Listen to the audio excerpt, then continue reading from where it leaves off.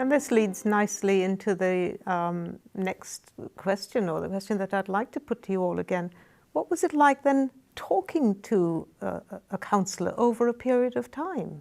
Okay, so you have your first session, but then this has got to go on possibly for a few weeks, but the time varies. For me, I think it became not nerve-wracking. I think challenging would be the word. It became very, very challenging, to the point so on some weeks I thought to myself, can I stand this person showing me more about myself? But I think it was because my counselor said, well, we're going to discuss what's happening with you, but I'm here to help you to move on.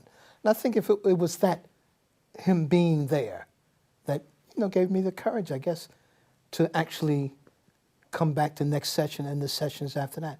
But for me, it was extremely challenging because I thought myself to be an entirely different type of person.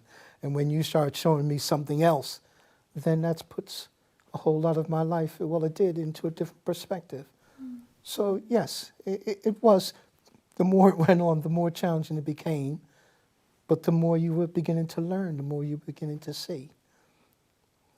Well, my counsellor sort of told me in the beginning the sort of process that we'd go through. So I was really clear, and we even did sort of mind maps and little family maps and, or my own personal life map of where I thought I was to start with. And then sort of by the end of it, I think we drew it again to see how everything fitted together by the end and how I felt things had changed. So it really was a nice, almost, not a circle, but it was a nice little rounding off towards the end. So there was a beginning and an end. There was a process and there was an end, yeah. So I felt like I had gone there, spilled all the beans about everything and gone through a process, painful at times, tearful at times, but funny as well, and guided and safe,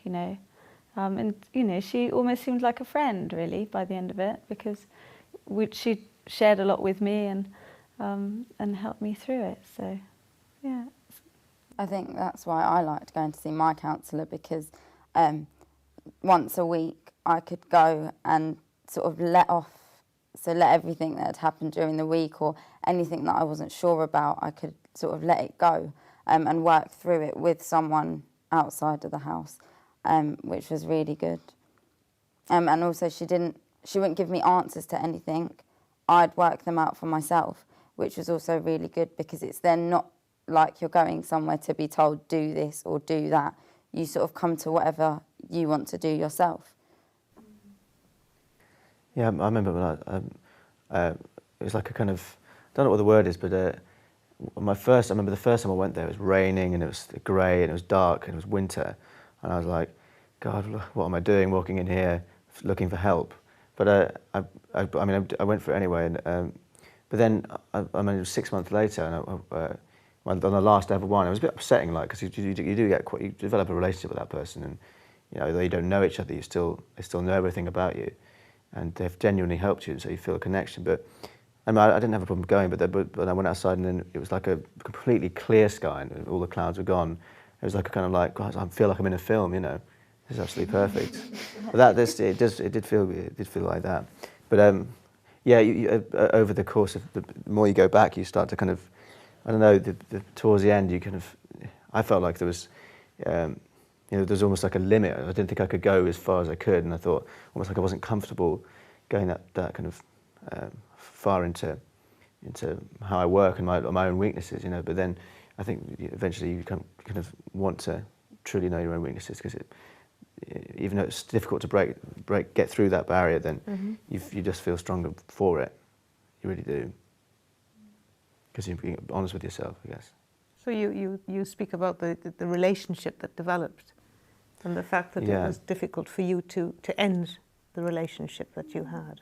Well, although at the same time it's empowering, isn't it? And your counsellor is there, kind of helping you, and you feel more empowered. So They're not doing everything for you, they're just helping you to do it yourself. And so then you feel strong enough and more confident, and you feel much better to go out in the world and continue your life, you know. So. And if you can talk to them about how you feel about, you know, not seeing them again, then you straight away, it's like if you've got something to talk about, because it says something about who you are, depending on how, you know, how it affects you to leave that person you're close to. Especially if it's a man, for instance, you get to relive, say if you lost a dad or your parents got split up or something, you immediately are touching on it again, and you can say that in the last one, and they can go, well, look, you should look at it like this, or what does that say? How does it feel compared to how it would have felt 6 months ago? Yeah, I found that leaving was difficult, and I had a long-term counsellor, I mean, over 5 years.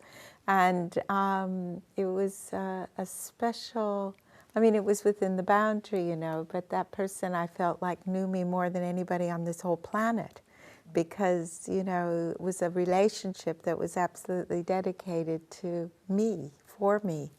And I remember, you know, sometimes, you know, you go through different journeys as you do on any relationship. Sometimes you just think you get a little bored and you think, oh my God, you know, is it still working for me? I'm paying for it. And, but then, you know, you get to the point where you think, well, actually, it's time to move on. And that actually takes a lot of courage to be able to do that, you know, and to be able to say. And I found it really emotional to have to actually say bye-bye, you know. But I mean, what I really appreciated was that this person actually said, you know, the door's ajar. And you can come back at any time should you want to, should you need to. It wasn't like this relationship is in a bottle or is severed now, but actually this relationship is part of, you know, your journey, and that it's valued. And just to really feel that the relationship isn't that you're just on a conveyor belt going in there, seeing somebody, and there's somebody waiting in the queue, you know, and that, you know what I mean, which is kind of difficult, you know, but is that actually you've developed a relationship in actually that sharing, and that the counselor is a human being who is trained to actually listen, but actually has feelings as well, and who cares about you as much and as you who care really about them. cares about you, yeah. And that is like, wow, that's actually something special in the world, and that is a real gift to actually have that, you know. I guess I'm thinking about my own journey towards the end, and what I really learned from my counsellor was that she helped me to become aware that I was really important, and I could manage.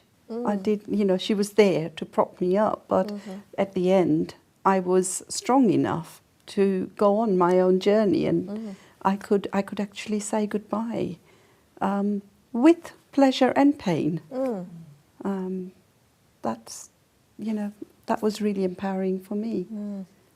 It's interesting, the issue or the mention of paying someone to listen has come up in the group.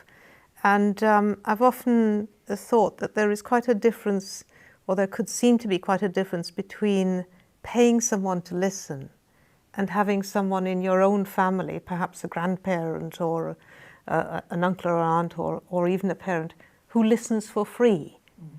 And the perception that the relationship or the type of care will be different.